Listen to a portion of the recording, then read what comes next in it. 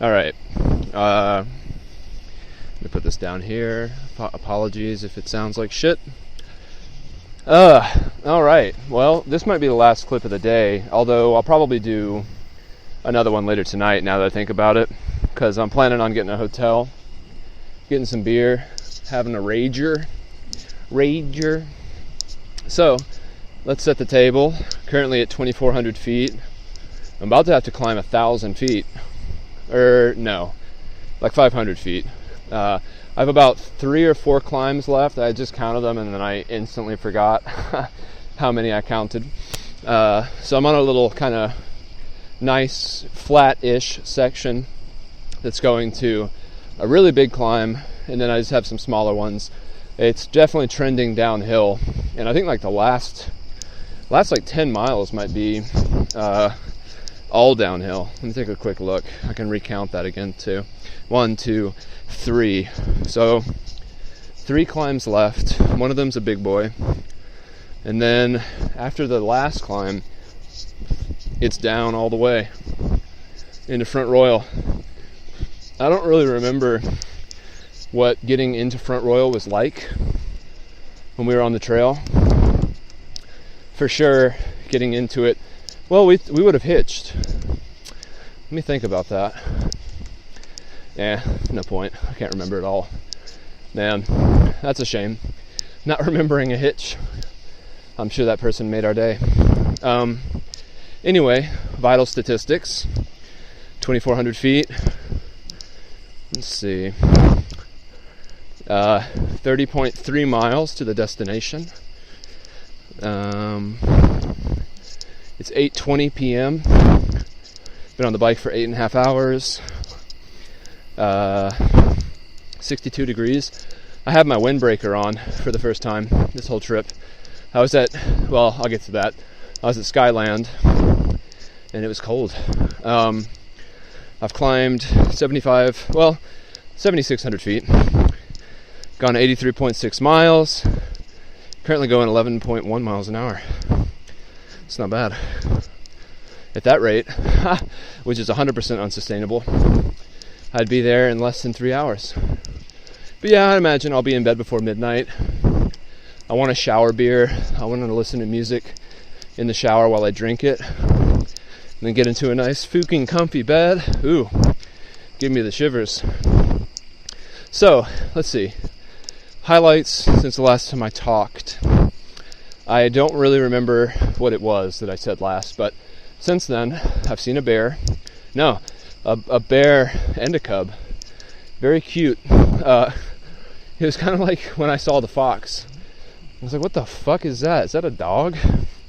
I thought there was like a wolf in the middle of the road. But then its lumpy frame came out. I just saw the head at first. Then the rest of it trotted behind it. And I was like, that's a big old dumpy bear.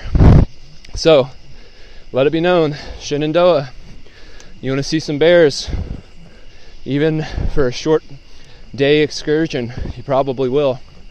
I didn't anticipate seeing any, and I saw 2. So that was cool.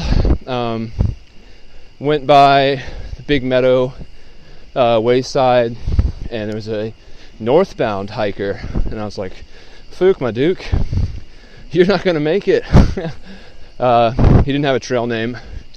But yeah, we talked for a minute and, kind of gave him the same spiel.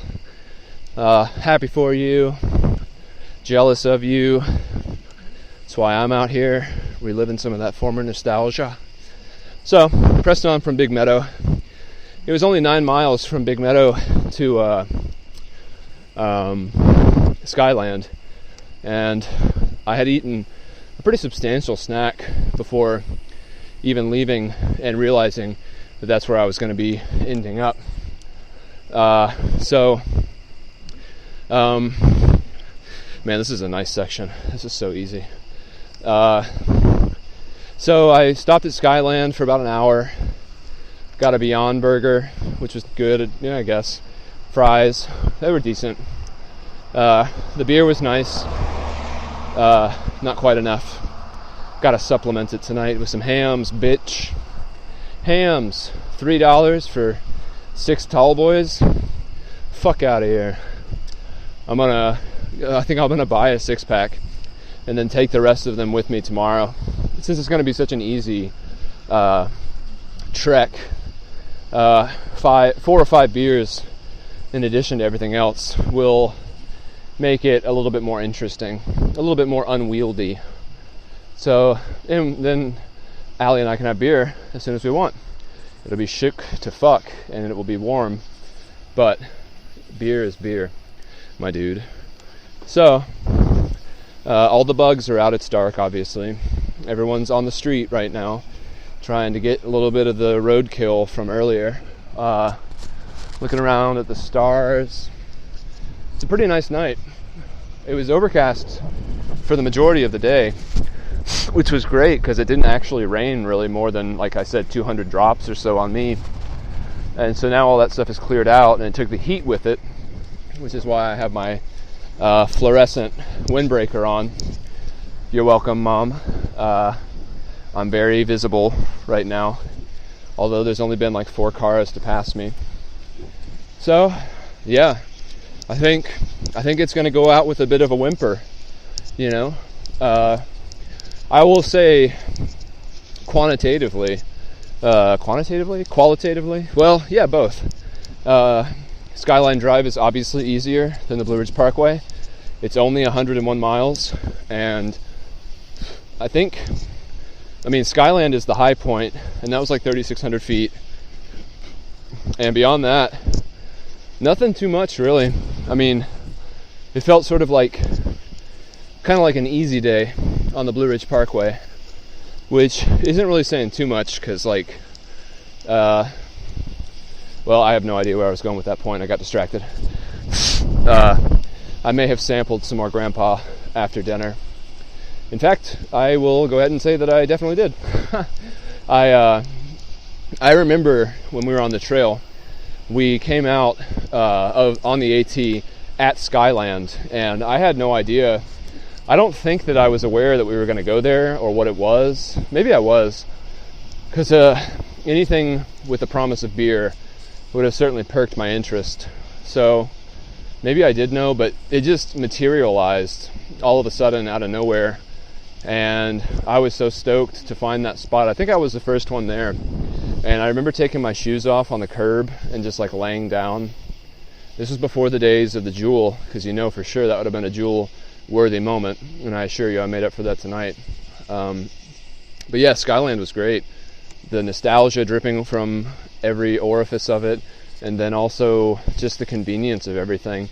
Getting a meal, getting a beer, filling up water bottles in the sinks, using the bathroom, another porcelain blaze successfully completed and under my belt. It's just been, Skyline has been great. I say, if you don't have time or the desire to really, really suffer, because I'd say Blue Ridge Parkway was certainly a sufferfest, but you want to do something really cool that's pretty epic, but more contained, you know, you could do this in a day for sure. If you actually started early, not at 11:30 like I did. Yeah, I mean, leave it to me historically to have such a ridiculously late time for starting such a big ride. I've done that a lot. Typically ride in the heat of the day, which has been commented upon by my friend James before. Go for long rides too, you know, like leave at like 10 or 10:30, go for like an 80-mile ride. Come back at like 5, 6, or 7, just spending the majority of the time that I was riding in blistering heat. But hey, that's just my style, I guess. I don't know. I didn't even like wake up late this morning. I woke up at like 6:45, which is nice. I mean, I think maybe when I was well, I should say every night that I slept without my fly on my tent, I woke up early, which was 2 out of the, was it only 2? Let me think about that. Yeah, it was 2 out of the 4 camp nights. So for me, I guess that's a good way to wake up. You know, I saw the sunrise this morning in that YMCA field. Very cool. My friend Learning Curve there, the southbounder, he was already up as well. It was hard not to be up, really. I mean, that's kind of the point. you don't even need an alarm at that point. I had set my alarm for 8:30, and that was just so unnecessary and so late too, because I woke up, packed up, took a shower, went to the post office, went to McDonald's, said bye to Learning Curve, not in that order. There's also another guy at the campground. It's kind of weird, older, kind of heavy-set guy, and he was a hammocker, and he ended up sleeping on the floor last night, on the ground I should say, which I'd imagine he probably had a down sleeping bag, and he didn't have any kind of like ground cover. He was just on the ground, and there was so much dew this morning. Like, it was kind of funny because I actually put my tent fly out to dry overnight because it was kind of wet from something else. I don't know. I just kind of realized that my tent fly could double as a bike cover. But if I needed my tent fly, if it was raining, I would need my tent fly for my tent, so that's probably not the best idea. Anyway, this heavyset guy was on the floor, and Learning Curve was like pretty concerned. He was like, I hope he didn't die in the night. I was like, yeah, I mean, I hope not. He's probably okay. Maybe he just needed to stretch his back or something. But apparently his sleeping bag, or his hammock system, he just didn't have a under quilt, so he was getting too cold underneath him. And last night it wasn't really all that cold. I mean, let me think about it. I think Waynesboro sat at about 12 or 1,300 feet of elevation, because I remember when I was at the top of it, when I had just gotten off of the parkway, it was the elevation was 1929, and I made a note of that because I was like, I wonder how many feet I'm going to have to make up in the morning just to get back up here.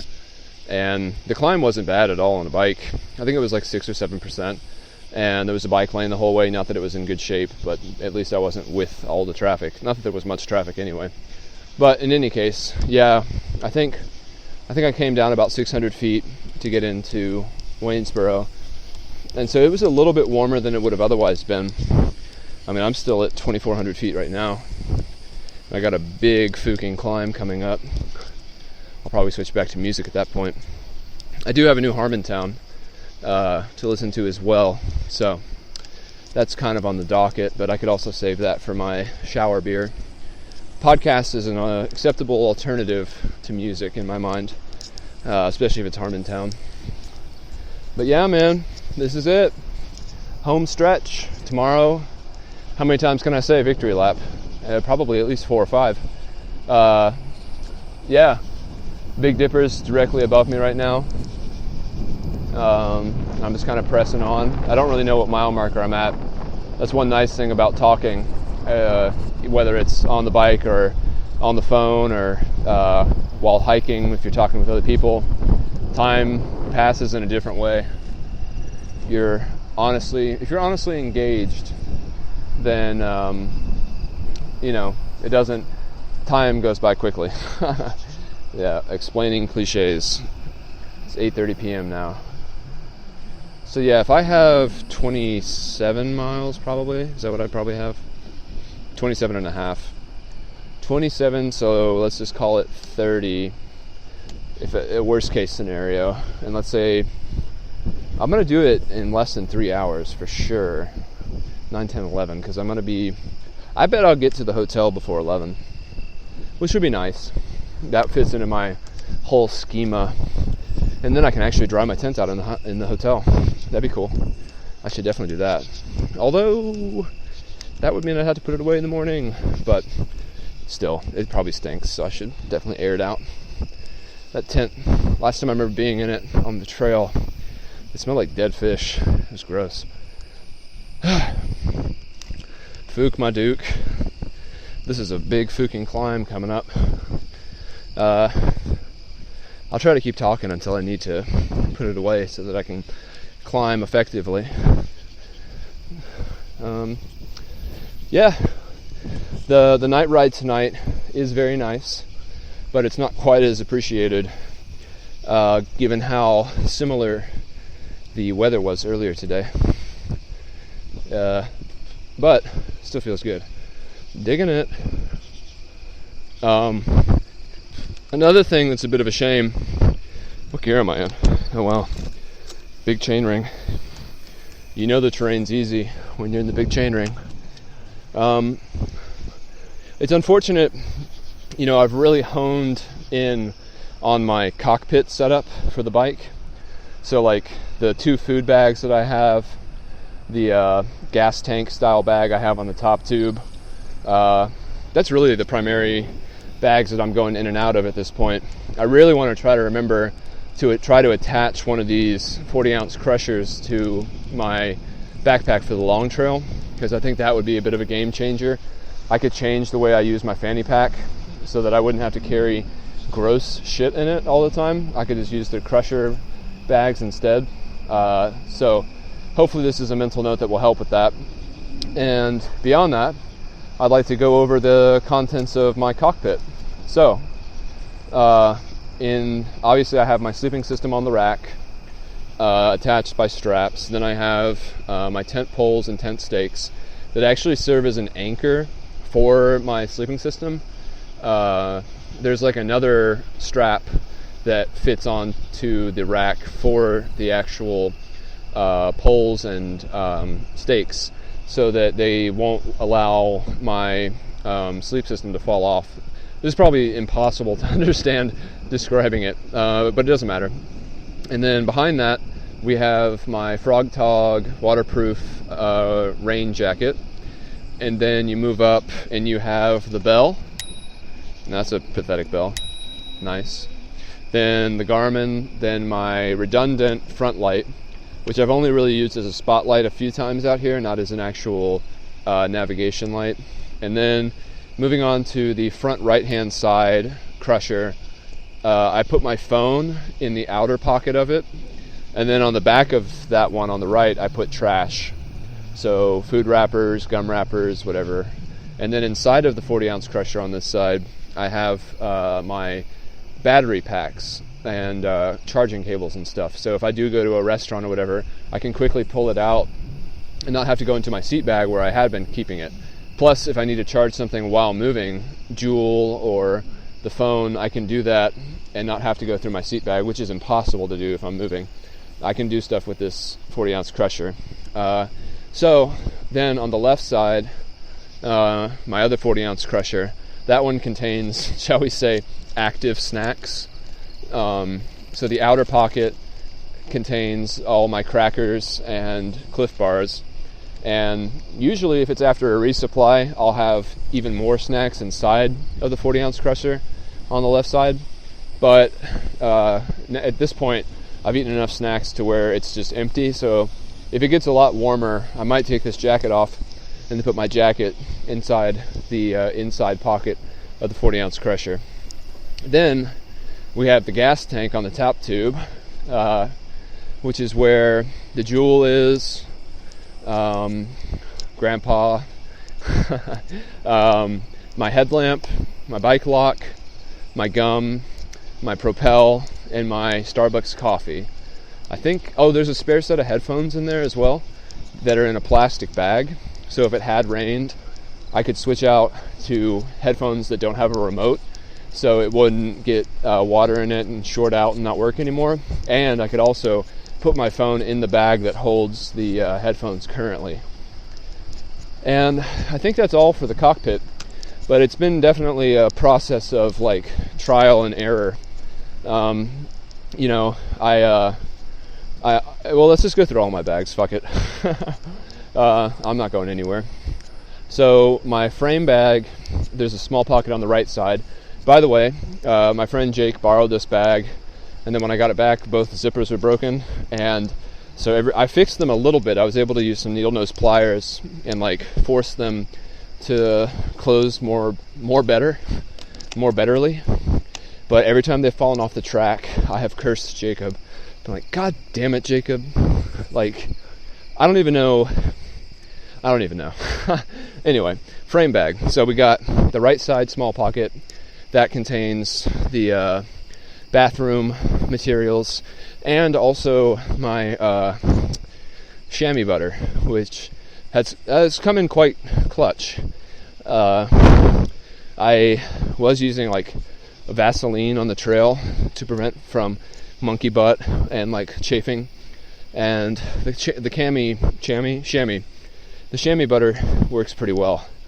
Seems to be about the same, but I don't know. It's mentholated, and that's nice. And then on the left side, the big bag, or the big zipper, we've got all the bike repair stuff. We've got 2 tubes, a new tire. Well, not new, just a spare. What else?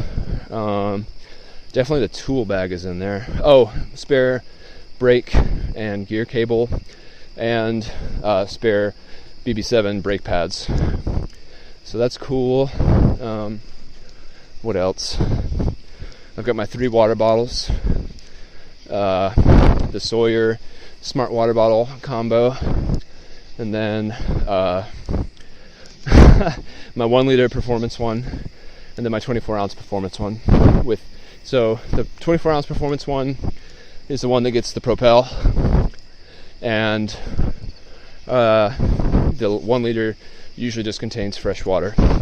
But the bottle with Propel is like right next to the tire. And so any nastiness from the road that's been slopped up and thrown onto that water bottle makes me worried. So I haven't drank directly from that bottle. It's been mostly just a vessel. And there's only about 1/4 of an inch clearance between the bottle itself and the tire. So it's a pretty snug fit. Moving on, we have the rear dynamo light, and then the secondary redundant USB powered light in case I need something like flashing, because the dynamo is just a solid red as long as the current's fed to it. And I did use my am I going up? Okay. I did use my blinky light last night going into Waynesboro. Didn't really need it, it turned out, but you know, that's for you, Mom. So moving on from there, we've got the saddlebag, which has my down jacket all the way at the front of it, my clothes bag, which has a pair of shorts, a pair of underwear, my sleeping clothes, a hat, a belt, and then my leg sleeves that I was going to use if it got cold, but I haven't really needed that. That stuff's in there. Then toiletries. Can't even name all the stuff in there. It's a lot of stuff. Vitamins, ibuprofen, toothbrush, toothpaste. What else? Matches. You get the picture. And then electronics, which is actually not in my seat bag anymore. That's how recent of an upgrade it is. But yeah, that's the whole bike. I talked to a guy at Skyland who used to also be a bike tourist, a cycler, and he was really, he liked my setup, particularly the dynamo hub. So yeah, starting to go up now, starting to get hot. Kind of would like to take this jacket off, so let's do it. Gonna open up the left crusher bag so I can stuff this jacket in there and then withdraw it before the descent. Let's drop this to an easier gear. It's getting steep. Alright, bag is opened up. Let's take this jacket off.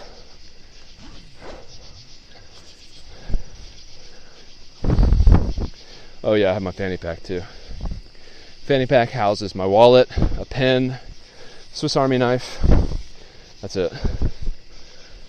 Sometimes my phone. Alright. Jacket zips are off.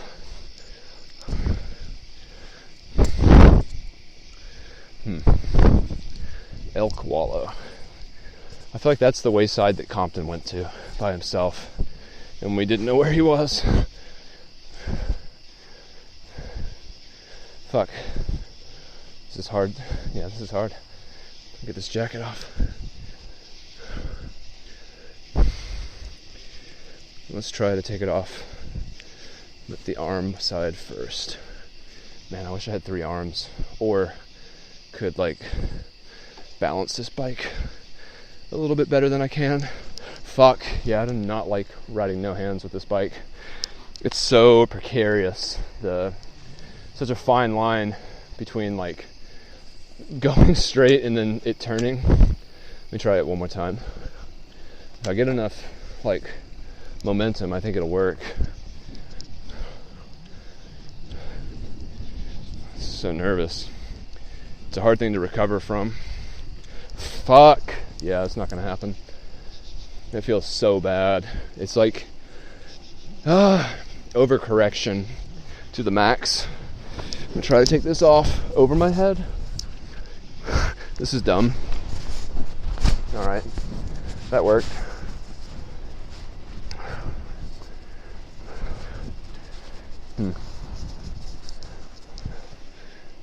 Can't stop. Won't stop.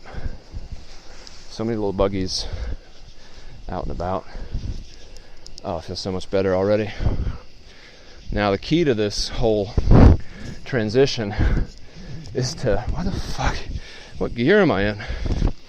Come on now. Key to this whole transition is to not have the jacket go into the wheel. That's crucial.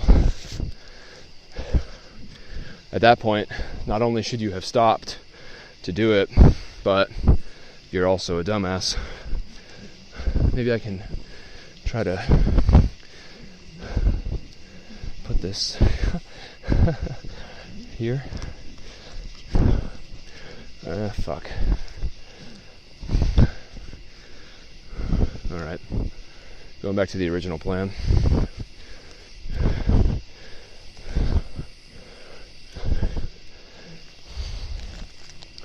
It's a tight squeeze. I don't think it's gonna fit. Let me see. Alright. Using my secondary front light to stuff this jacket. And that should work. Alright. Wow. Well, there you have it. Pretty sure this climb is going to be at least another 600 feet. So I'm going to go back to listening to music and bang it out. Talk to you later.